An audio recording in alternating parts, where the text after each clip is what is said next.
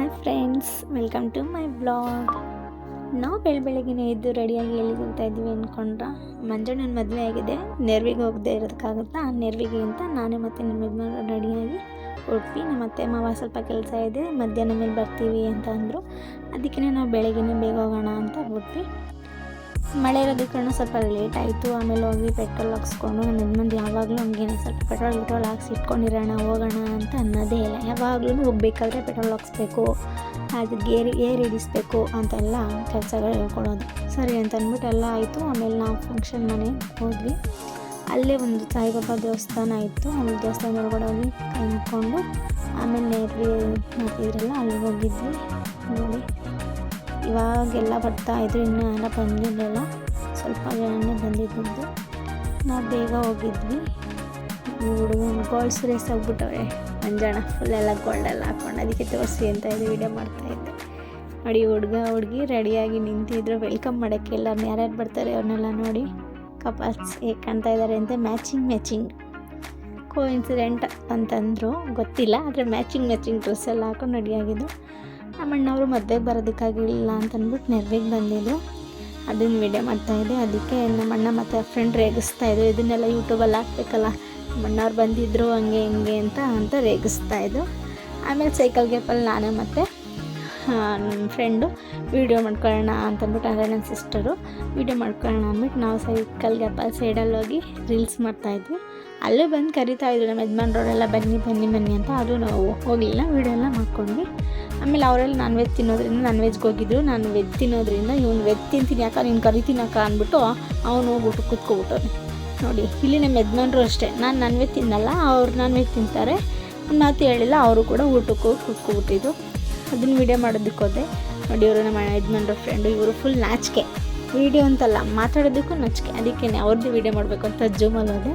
ನಾನು ಆ ಕಡೆ ಊಟಕ್ಕೆ ಹೋಗಿದ್ರೆ ವೆಜ್ಜಲ್ಲಿ, ಇಲ್ಲಿ ಹುಡುಗಿ ಊಟಕ್ಕೆ ಕೂತಿದ್ರು. ಅದಕ್ಕೆ ಅದನ್ನೆಲ್ಲ ಮಾತಾಡ್ಸ್ಕೊಂಡು ರೇಗಿಸ್ಕೊಂಡು ವೀಡಿಯೋ ಮಾಡ್ತಾರೆ. ಆಮೇಲೆ ಏನೋ ಶಾಸ್ತ್ರ ಮಾಡ್ತಾಯಿದ್ರು ಹುಡುಗಿಗೂ. ಅದೆಲ್ಲ ಮುಗಿಸ್ಕೊಂಡು ಹುಡುಗಿ ಎಲ್ಲ ಹುಡುಗಿ ಮನೆಗೆ ಹೊರಟು.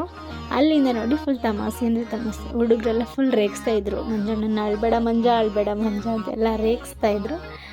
ಚೆನ್ನಾಗಿತ್ತು ಒಂಥರ ಫ್ರೆಂಡ್ಶಿಪ್ ನೋಡೋದಕ್ಕೇ.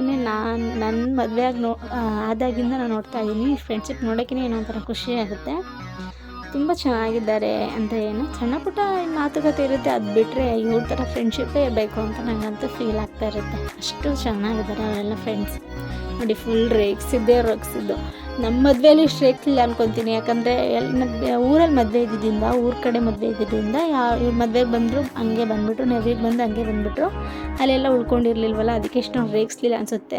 ಇದು ಬೆಂಗಳೂರಲ್ಲೇ ಮದುವೆ, ಮೈಸೂರಲ್ಲಿ ಮದುವೆ, ಬೆಂಗಳೂರು ನೆರವೇಗಿದ್ದಿಲ್ಲ, ಎಲ್ಲ ಫ್ರೆಂಡ್ಸ್ ಎಲ್ಲ ಹೋಗಿದ್ರಲ್ಲ, ನನಗೆ ನಮ್ಮ ಮುಂದೆಗೆ ಹೋಗಿ ಎಲ್ಲ ಇದು ಮಾಡಿಕೊಂಡು ಅಲ್ಲೇ ಇದ್ವಲ್ವ ಹೋಗೋ ತನಕ.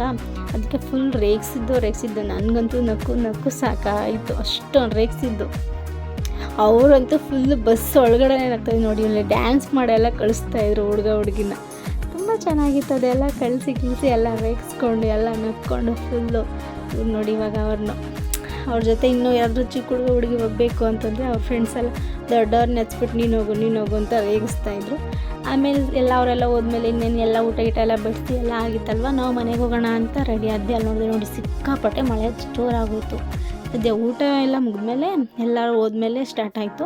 ಆಮೇಲೆ ಅವ್ರ ಫ್ರೆಂಡ್ಸು ಬನ್ನಿ ನಾವು ಕಾರಲ್ಲಿ ಡ್ರಾಪ್ ಮಾಡ್ತೀವಿ ಬಸ್ ಸ್ಟ್ಯಾಂಡ್ ತನಕ ಅಂದ್ಬಿಟ್ಟು ಅವ್ರು ನಮ್ಮನ್ನ ಕಾರಲ್ಲೇ ಕರ್ಕೊಂಡು ಬಂದರು. ಅಂದರೆ ಬೈಕ್ ತೊಗೊಂಡು ಹೋಗಿದ್ವಿ, ಆದರೆ ಅಲ್ಲಿ ನಮ್ಮ ಮಾವ ಬಂದಿದ್ರಲ್ಲ, ನಮ್ಮ ಮಾವ ಬೈಕ್ ಎತ್ಕೊಂಡು ಹೋದರು. ಅದಕ್ಕೆ ನಾವು ಬಸ್ಸಲ್ಲಿ ಬಂದ್ವಿ. ಚೆನ್ನಾಗಿತ್ತು ಒಂಥರ. ನನಗೆ ಈ ಫಂಕ್ಷನ್ಗಳು ಅಲ್ಲೆಲ್ಲ ಎಲ್ಲರೂ ಬರ್ತಾರೆ, ಮಾತಾಡ್ತಾರೆ, ಅದೆಲ್ಲ ಇತ್ತಲ್ಲ, ಅದೆಲ್ಲ ನಾನು ನೋಡಿದ್ರೆ ತುಂಬ ಖುಷಿಯಾಗುತ್ತೆ. ಯಾಕಂದರೆ ಯಾವಾಗಲೂ ಒಬ್ಬರು ಇಬ್ಬರು ಇದ್ದಿದ್ದೆ ಬೇಜಾರಾಗಿರುತ್ತೆ. ಅದಕ್ಕೆ ಎಲ್ಲರೂ ಬಂದಾಗ ಎಲ್ಲರ ಜೊತೆ ಮಾತಾಡಿಕೊಂಡು ಖುಷಿಯಾಗಿರ್ಬೋದಲ್ಲ ಅಂತ ನನಗೆ ಯಾವುದಾದ್ರೂ ಫಂಕ್ಷನ್ ಅಂದರೆ ಹೋಗೋದಕ್ಕೆ ತುಂಬ ಖುಷಿಯಾಗುತ್ತೆ. ಅಲ್ಲಿಂದ ಬರೋಷ್ಟರಲ್ಲಿ ನನಗೆ ಆಲ್ರೆಡಿ 3-4 ದಿನದಿಂದ ಹುಷಾರಿರಲಿಲ್ಲ. ಜಾಸ್ತಿ ಓಡಾಡೋದು ಎಲ್ಲ ಮಾಡಿದ್ನಲ್ಲ, ಮತ್ತೆ ಹುಷಾರು ತಪ್ಪಿ ಬಂದು ಆಸ್ಪತ್ರೆಗೆ ಹೋಗಿ ಅಲ್ಲೆಲ್ಲ ತೋರಿಸ್ಕೊಂಡು ಮನೆಗೆ ಬರೋಷ್ಟರಲ್ಲಿ ಸಂಜೆ 7 ಗಂಟೆ ಆಯಿತು. ಮನೆಗೆ ಬಂದ ತಕ್ಷಣ ಸಿಕ್ಕಾಪಟ್ಟೆ ಮಳೆನೂ ಜೋರಾಯಿತು. ಊಟನೂ ಮಾಡಿಲ್ಲ, ಏನೂ ಮಾಡಿಲ್ಲ. ಸಂಜೆ ನೈಟ್ ಹಾಗೇ ಮಲ್ಕೊಂಡ್ವಿ. ಆಮೇಲೆ ಬೆಳಗ್ಗೆ ಎದ್ದು ಎಲ್ಲ ನಮ್ಮ ಯಜಮಾನ್ರು ಮಹದೇಶ್ವರ ಬೆಟ್ಟಕ್ಕೆ ಹೋಗ್ತೀವಿ ಅಂತ ಹೋದರು. ನಾನು ಬೆಳಗ್ಗೆಲ್ಲ ತಿಂಡಿ ಎಲ್ಲ ಮುಗಿಸ್ಕೊಂಡು ಇದು ಮಾಡಿದೆ. ನೆನ್ನೆ ವೀಡಿಯೋನ ಕಂಟಿನ್ಯೂ ಮಾಡೋಕ್ಕಾಗಲಿಲ್ಲ, ಯಾಕಂದರೆ ಹುಷಾರಿಲ್ದೇ ಯಾವುದೇ ವಾಯ್ಸ್ ನೋಟು ಕೊಡೋಕ್ಕಾಗಿಲ್ಲ, ಏನೂ ಮಾಡೋದಕ್ಕಾಗಲಿಲ್ಲ. ಅದಕ್ಕೆ ಮಲ್ಕೊಬಿಟ್ಟೆ. ಅದಕ್ಕೆ ಇವತ್ತು ಹೇಳ್ತಾ ಇದ್ದೀನಿ ಅಷ್ಟೇ.